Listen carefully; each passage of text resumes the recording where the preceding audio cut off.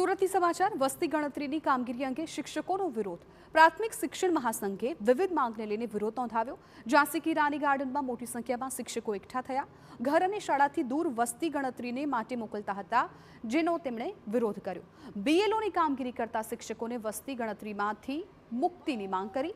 સગર્ભા અને 55 વર્ષથી વધુ ઉંમરના શિક્ષકોને કાર્યમાંથી મુક્તિની માંગ। છેલ્લા 15 દિવસમાં 1000થી વધારે અરજી, છતાં કોઈ ઉકેલ નહીં। શિક્ષકોની વસ્તી ગણતરીની કામગીરીના બહિષ્કારની ચીમકી।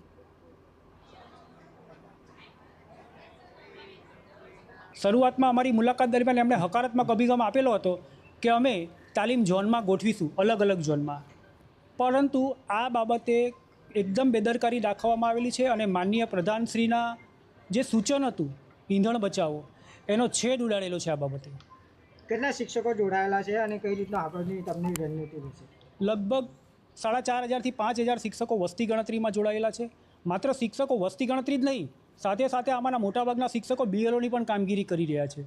અમને એ ખબર નથી પડતી કે રાષ્ટ્રીય બબે કામગીરી એક સાથે શિક્ષકો કેવી રીતે કરશે। અમારું મુખ્ય લક્ષ્ય અમારા બાળકો છે, છતાં પણ રાષ્ટ્રીય કામગીરી કરવાની અમારી જવાબદારી છે ને અમે કરીશું। સુપેરે થાય એના માટે અમારી મહિલા બહેનોને ઘર નજીકનો વિસ્તાર મળે તો વધારે સારું, કારણ કે આ કામગીરી અમારે શાળા સમય પછી કે પહેલાં કરવાની છે।